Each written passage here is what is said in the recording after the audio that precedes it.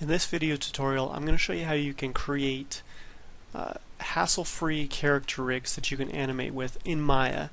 It's a very easy process, especially if you're not particularly skilled with modeling and skinning and the rigging process, which is a very technical process that takes a lot of time to master.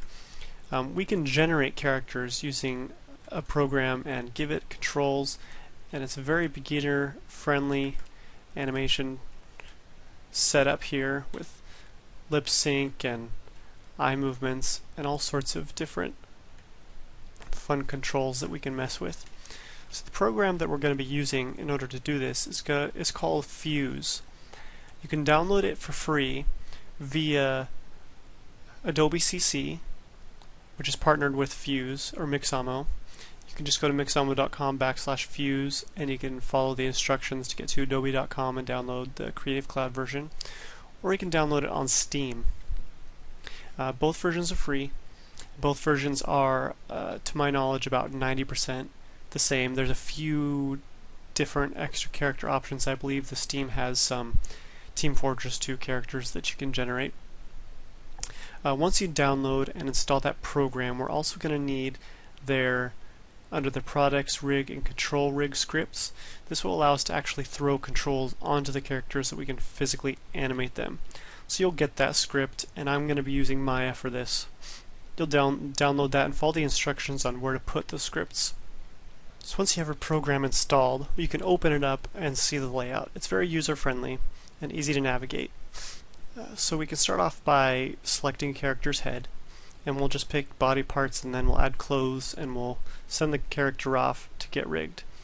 As you can see, there's a lot of options here. I'll just create this male brute troll, and you can mix and match body parts, but I'm just going to select the body parts that match the character for the sake of cohesion and to avoid any weird rigging problems that may happen.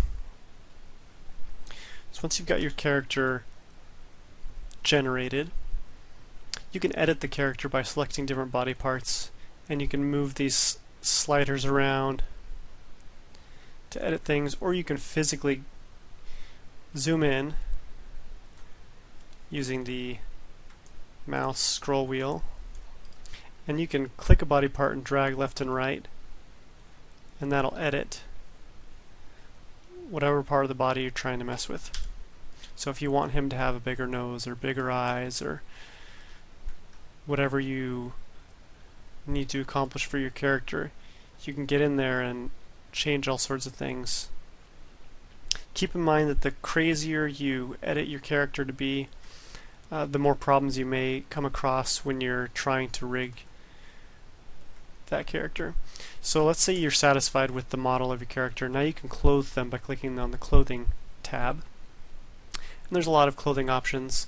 Once again, I'm not 100% sure, but I believe that the Adobe CC version and the Steam version have slightly different options. So I'll give this guy, how about this armored body part here, and then I'll give him some pants to go with it, something like this. And if you don't like a piece, you can always hit undo, or you can select it and hit delete. I'll give him shoes, probably these. How about these ankle boots? You can also give your character hair, facial hair. So let's say I give him this Viking braid here.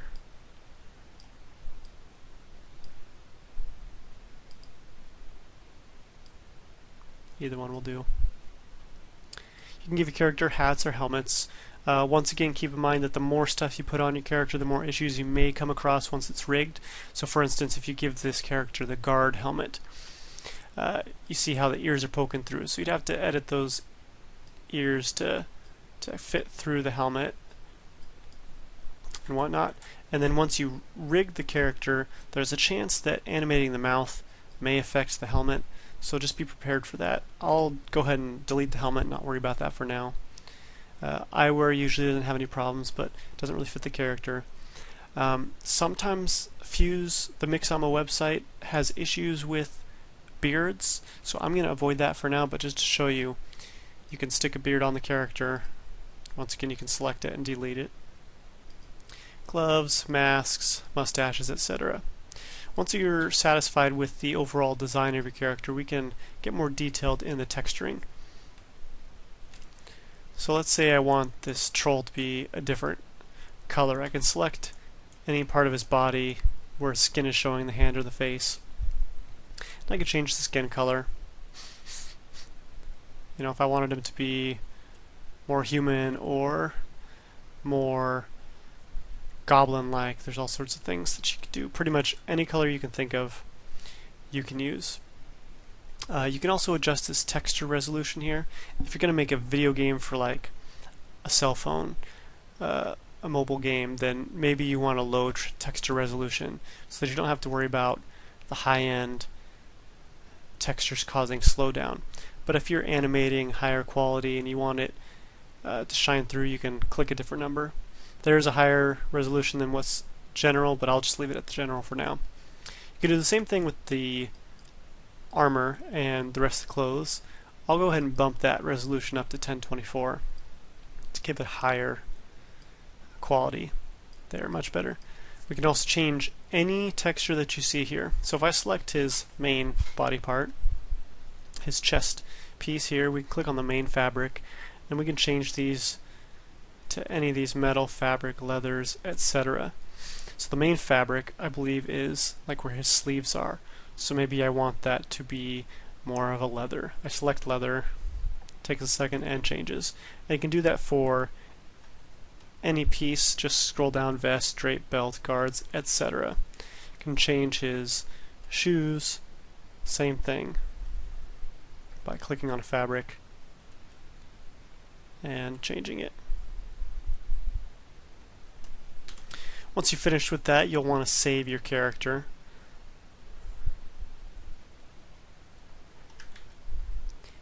And I'll just name him Troll version 001.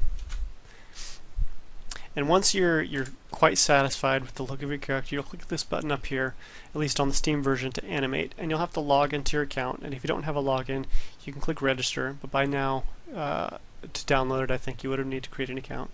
So I'll click upload, and it'll take a while to upload. The higher quality the resolution of the textures are, and the more stuff you put on your character, the longer it will take. Once it's finished, it should open up in your internet program here, and it'll auto rig. The whole website will just, or the website is designed to rig it for you, so you don't have to worry about doing any of the dirty work yourself. Once it's done, it should pop up and you'll see your character animated, just kind of in an idle pose. If you get an error code up here and it doesn't work, then chances are there was just some weird thing that the website didn't like. So as I mentioned, sometimes beards have an issue, so you can delete your beard and try and re-upload it. Just kind of change some of your settings and re-upload the character.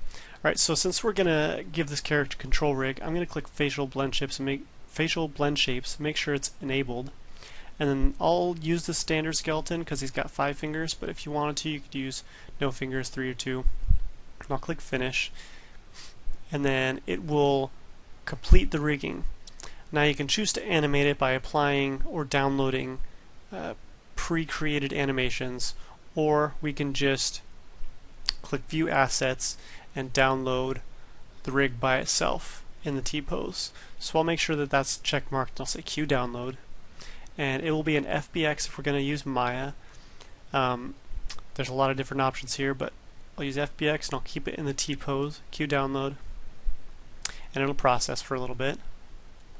Once it's ready to download, you'll download it, and I would highly recommend that you put that FBX file inside of a folder. You can stick that folder on your desktop, whatever works best for you, because that FBX file holds all of the character mesh data, the skeleton data, the rigging data, all the textures. It's all kind of compressed, so to speak, in a zipped file, if you will.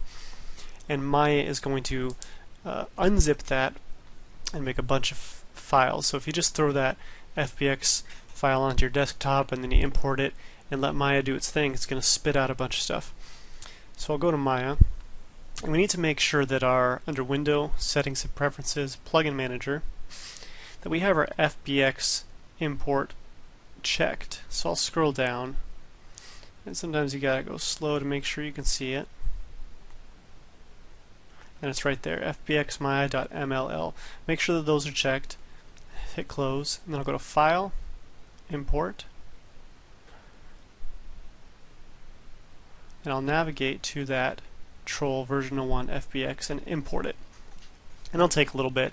You may get a couple of errors about textures, colors, whatever. Just hit OK. Then hit F to zoom out.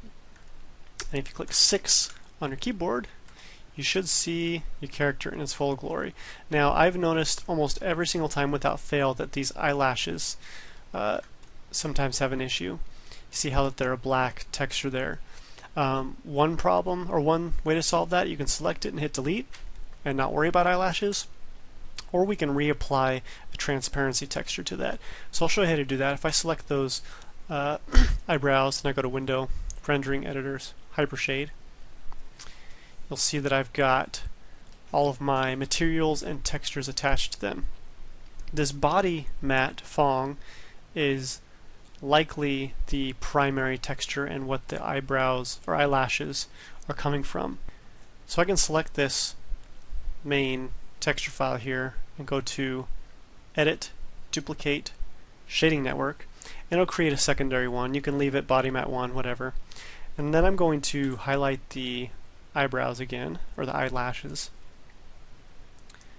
and I will right click that body matte 1, hold, assign material to selection, double click your body matte 1, and under transparency here I'm going to click that options box, file, folder, and I'll navigate to that FBM folder, and we'll find that body diffuse probably is what it is, and I'll click open. That should have been it. So there's a chance that he just doesn't have an eyebrow texture. So what I would recommend doing probably is just, if you can't seem to get that to work, just delete the eyelashes. And now that I don't need that texture, I can go to Edit, Delete Unused Nodes, get rid of that. Alright, kind of a roundabout way of doing things, but just in the event you need eyelashes, that should be how it works. This guy I just don't think had eyelash texture created for him. Alright, so you'll notice that this character, you can select the mesh and you can kind of you can move things around. Maybe there's a chance that you can really mess with the character if you are not careful. But if I push 4 on my keyboard, we can see the bones here, and I can rotate those and it's fully animatable. But that's not how we want to animate. So if you'll remember earlier, you should have downloaded the control rig script. So how we would use that is we'd click on our script editor down here in the bottom right hand corner, and we will go to File, Load Script, and we navigate to wherever you saved that script. Mine is in my Documents, Maya 2015 / scripts, and it's this Mixamo auto control rig. I'm using version 1.6. I believe that might be the most recent version. I'll say open. And we need to make sure it's under Python, not Mel. So if you were under Mel and you imported it, it won't work. You might have to re-import it. Click on this Python tab. We can also highlight this script here and go to File, Save Script to Shelf. And then what it'll do is it'll throw it up here in your custom tab. You may or may not have the icon depending on if you follow the directions in the download folder. But you can either click on that, or in your script here you can run by clicking the play button, and you'll get this options box. And I like to add the pelvic control to my character, so I'll check that, and then I'm just going to click Rig Character, and you'll need to give it a couple minutes. It's making sure that all the bones and the controls are attached properly, and it's making sure that you can't select the mesh and that you can't select the joints. And of course, it's creating the facial controls down here at the bottom. That's what takes the longest, so just be patient. Once it's finished, that facial control should pop up higher. There it is. If you need to, you can zoom in and select this white circle there, and you can move it to a satisfactory location. Once you're finished, make sure to save your character. I'll name him Troll. Version 001. Maybe I'll underscore rigged so I know that it's different from the previous version where it was unrigged in the FBM file.